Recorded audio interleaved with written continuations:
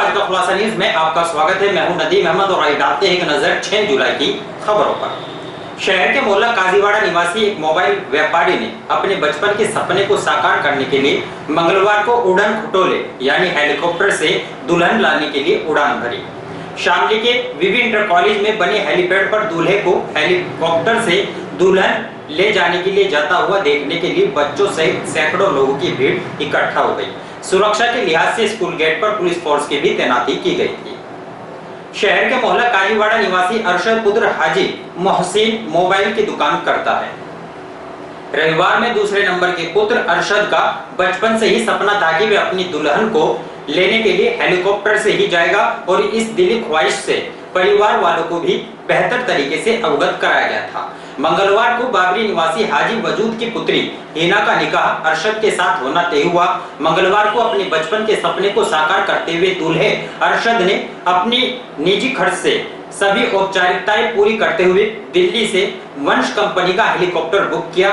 तय समय पर हेलीकॉप्टर विवि इंटर कॉलेज स्थित हेलीपैड पर पहुंचा, जिसको देखने के लिए सैकड़ों परिजनों सहित मोहल्ले वासियों की भीड़ इकट्ठा हो गई।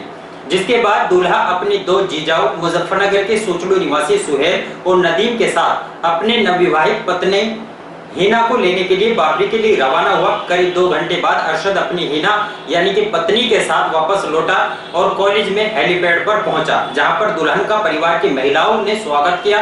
सुरक्षा के लिहाज से विवि इंटर कॉलेज गेट पर पुलिस फोर्स को भी तैनात किया गया था। सपना था कि मैं अपनी दुल्हन को हेलीकॉप्टर में लेके आऊंगा और आज ऊपर वाले का शुक्र है कि वो सपना पूरा हो रहा है। कहाँ शादी है आपकी, कहाँ से लेकर? बाबरी बारात जाएगी, बस बाबरी से आना है। आम आदमी पार्टी के पदाधिकारियों ने उत्तर प्रदेश में जीवन रक्षक मेडिकल उपकरणों की खरीद में करोड़ों रुपए का घोटाला किए जाने का आरोप लगाते हुए शामली कलेक्ट्रेट में जमकर नारेबाजी की और हंगामा किया। इस दौरान कार्यकर्ताओं ने राज्यपाल के नाम एक ज्ञापन एसडीएम सदर को भी दिया है।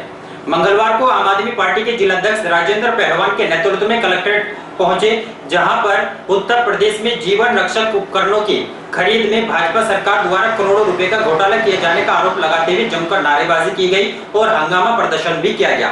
इसके उपरांत एसडीएम शामली संदीप कुमार को राज्यपाल के नाम एक ज्ञापन देकर अवगत कराया गया कि कोविड की 2 लहरों ने उत्तर प्रदेश की जनता को बुरी तरह से तोड़कर रख दिया है। लाखों लोगों ने अपनों को खोया है और लाखों लोग बेघर हो गए हैं। टूटी हुई सांसों के बीच ऑक्सीजन बेड और इलाज के लिए हर इंसान एक खौफनाक अनुभव को गुजरता हुआ देखा गया, जिसमें सरकारी कुव्यवस्था और अति संवेदनशीलता भी सामने आई है। तीसरी लहर की आशंका जताई जा रही है।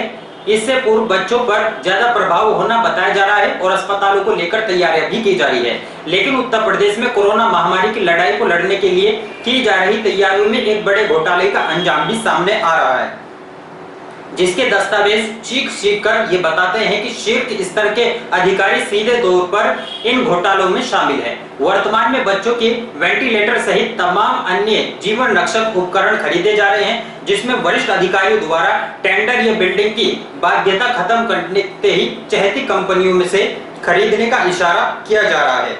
उन्होंने चेतावनी दी कि यदि इस मामले में उचित कार्रवाई नहीं होती तो पार्टी दूसरे सिरे प्रदेश में भी आंदोलन करते हुए इस घोटालेबाज अधिकारियों को बेनकाब करेगी और फर्जीवाड़ा नहीं होने देगी। प्रदर्शन बच्चों की लड़ाई लड़ रहे बच्चों के जो वेंटिलेटर खरीदे गए 10 लाख रुपए में, वो 22 लाख रुपए में खरीदे। 10 लाख रुपए का वेंटिलेटर 22 लाख रुपए में खरीदा है।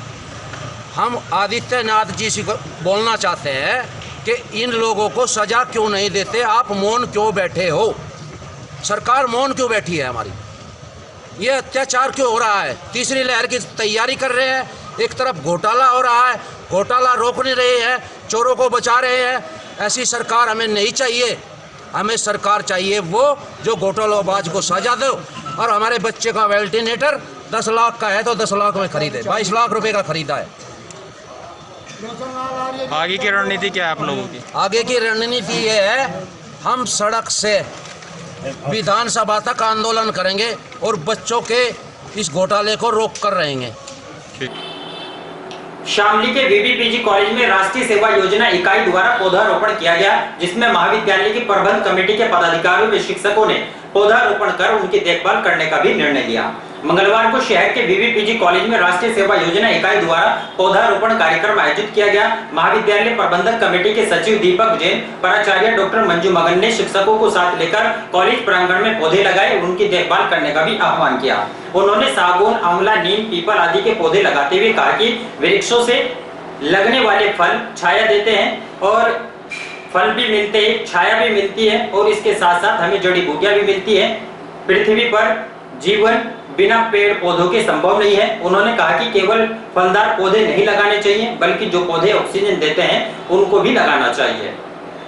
उत्तर प्रदेश पुलिस भर्ती 2009-10 के अभ्यर्थियों ने उत्तर प्रदेश भर्ती पदोन्नति बोर्ड पर कोर्ट के आदेशों की अवहेलना करने का आरोप लगाते हुए भर्ती न किए जाने का इच्छा मृत्यु की मांग की और राष्ट्रपति को ज्ञापन देकर मामले में जांच कर कार्रवाई कराई जाने की भी मांग की है। मंगलवार को उत्तर प्रदेश पुलिस भर्ती 2009-10 के अभ्यर्थियों ने शामली कलेक्ट्रेट पहुंचकर देश के राष्ट्रपति को संबोधित एक ज्ञापन जिलाधिकारी को सौंपा, जिसमें उन्होंने कहा कि 2009-10 के अभ्यर्थी उत्तर प्रदेश पुलिस भर्ती पदोन्नति बोर्ड लखनऊ के खिलाफ 2 बार सुप्रीम कोर्ट में केस जीत चुके हैं, लेकिन फिर भी बोर्ड कोई आवश्यक कार्रवाई नहीं करना चाहता, जिसके चलते बोर्ड द्वारा कोर्ट के निर्देशों की अवहेलना करते हुए अन्याय किया जा रहा है, जिसमें अभ्यर्थी आर्थिक व मानसिक रूप से निराश और हताश हो चुके हैं। कोर्ट में मुकदमा लड़ते लड़ते सभी अभ्यर्थियों की आर्थिक स्थिति दयनीय हो चुकी है, जिसके कारण अभ्यर्थियों की समक्ष अपनी आजीविका चलाने का भी संकट है। अन्य कोई विशेष विकल्प नहीं है। अभ्यर्थियों के पास भर्ती देखने की आयु भी समाप्त हो चुकी है। ज्ञापन में उन्होंने राष्ट्रपति से आत्महत्या करने की अनुमति मांगते हुए चेतावनी दी कि यदि 14 अगस्त तक कोई कार्रवाई नहीं की जाती तो सभी अभ्यर्थी आत्महत्या कर लेंगे। मामला ये है जी, हमारा 2009-10 पुलिस भर्ती का मैटर चल रहा था कोर्ट में और इसमें लगभग 2014 के करीब सुप्रीम कोर्ट से आदेश भी हो चुका था। लड़कियां कुछ फालतू ले ली थी 856, उन्हें निकालने का आदेश था या आरक्षण सही करने का आदेश था। आदेश हो चुका है सुप्रीम कोर्ट से, लेकिन भर्ती बोर्ड इसमें अभी तक कुछ नहीं कर पा रहा।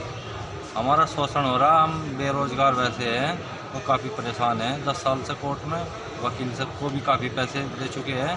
अब हमारे पास रोजगार का कोई माध्यम नहीं है, या तो हमें नौकरी दी जाए या फिर हमने डीएम साहब को राष्ट्रपति को समझ ज्ञापन सौंपा है, हमें इच्छा मृत्यु की आज्ञा दी जाए अगर हमारा कुछ नहीं होता। ईंट भट्टा कर्मचारी यूनियन में भट्टा मालिकों के बीच ईंट पथाई रेट के लिए बुलाई गई वार्ता भट्टा मालिकों के न आने के कारण निरस्त हो गई, जिसके बाद ईंट भट्टा कर्मचारी यूनियन के कार्यकर्ताओं ने प्रदेश के मुख्यमंत्री के नाम डीएम को ज्ञापन देकर शासनादेशों के अनुसार घोषित ईंट पथाई रेट दिलाए जाने की मांग की। ईंट भट्टा कर्मचारी यूनियन द्वारा श्रम आयुक्त व श्रम मंत्री के आदेशों के अनुसार घोषित ईंट पथाई रेट 576 रुपये दिलवाई जाने की मांग को लेकर प्रशासनिक अधिकारियों से गुहार लगाई गई थी। प्रशासनिक अधिकारियों के हस्तक्षेप के बाद मंगलवार को दोनों पक्षों की बैठक वार्ता के लिए सहायक श्रम आयुक्त कार्यालय में बुलाई गई थी, लेकिन घंटों तक प्रतीक्षा करने के बावजूद भट्टा मालिक वार्ता के लिए नहीं पहुंचे, जिसके कारण बुलाई गई वार्ता को निरस्त करना पड़ा। जिसके उपरांत ईंट भट्टा कर्मचारी यूनियन के कार्यकर्ताओं ने मुख्यमंत्री के नाम एक ज्ञापन डीएम को देते हुए मांग की कि शामली के भट्टा मजदूरों की मजदूरी शासनादेश के अनुसार 576 रुपये जल्द से जल्द दिलाए जाए, नहीं तो भट्टा मजदूरी न मिलने पर भट्टा मजदूर आंदोलन करने को मजबूर होंगे। सर, एक तो मुद्दा यह है जो ईंट पथाई का रेट है वो शासन द्वारा जो लागू के हिसाब से 576 बैठे है। एक तो भट्टा मालिक वो नहीं दे रहे, 520 सहायक शर्मा जी ने लिखा था, उसके बाद घटा का वो 513 कर दिया, 520 में छूट गए।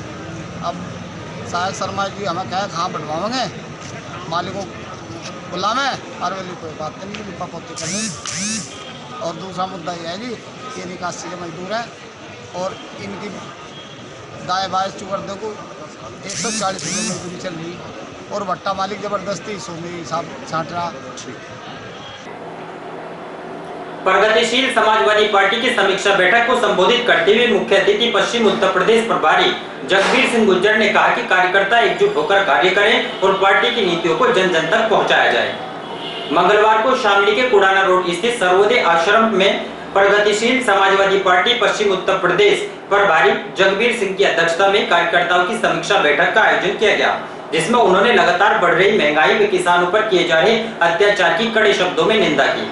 जिला अध्यक्ष धीरज तोमर ने कहा कि पार्टी में कार्यकर्ताओं को जोड़ा जा रहा है और सभी कार्यकर्ता पार्टी की नीतियों का प्रचार प्रसार करें। और इन्हीं खबरों के साथ समाचार बुलेटिन यही समाप्त है। दीजिए इजाजत, नमस्कार।